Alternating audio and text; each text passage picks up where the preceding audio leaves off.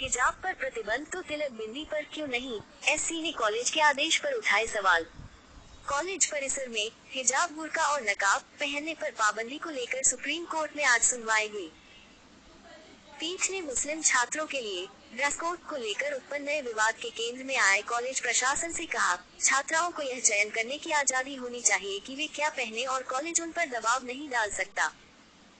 Supreme court ने शुक्रवार को मुंबई के एक कॉलेज के उस परिपत्र पर आंशिक रूप से रोक लगा दी है, जिसमें कॉलेज परिसर में हिजाब, बुर्का और नकाब पहनने पर पाबंदी लगाई गई है।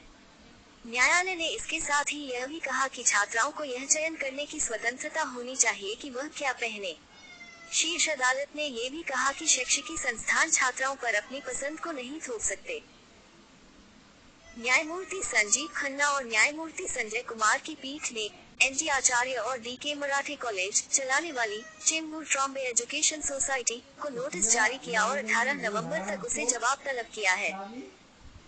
पीठ ने मुस्लिम छात्रों के लिए ड्रेस कोड को लेकर उत्पन्न नए विवाद के केंद्र में आए कॉलेज प्रशासन से कहा, छात्राओं को यह चयन करने की आजादी होनी चाहिए कि वे क्या पहने और कॉलेज उन पर दबाव नहीं डाल सकता। ये दुर्भाग्यपूर्ण है कि आपको अचानक पता चलता है कि देश में कई धर्म हैं। पीठ ने कहा कि अगर कॉलेज का इरादा छात्राओं की धार्मिक आस्था के प्रदर्शन पर रोक लगाना था, तो उसने तिलक और बिंदी पर प्रतिबंध क्यों नहीं लगाया। न्यायालय ने एजुकेशनल सोसाइटी की ओर से पेश वरिष्ठ वकील माधवी दीवान से पूछा कि क्या छात्रों के नाम से उनकी धार्मिक पहचान उजागर नहीं होती।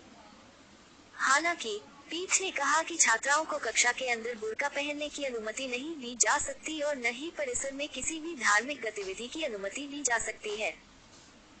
पीठ ने कहा कि उसके अंतरिम आदेश का किसी के द्वारा दुरुपयोग नहीं किया जाना चाहिए और किसी भी दुरुपयोग के मामले में एजुकेशनल सोसाइटी और कॉलेज को अदालत का दरवाजा खटखटाने की स्वतंत्रता दी। शीर्ष न्यायालय परिसर के अंदर हिजाब, बुर्का और नकाब पर प्रतिबंध लगाने के कॉलेज के फैसले को बरकरार रखने वाले बम्बई उच्च न्यायालय के फैसले को चुनौती देने वाली याचिका पर सुनवाई कर रहा था। जैनब अब्दुल कयूम सहित अन्य याचिकाकर्ताओं की ओर से पेश वरिष्ठ वकील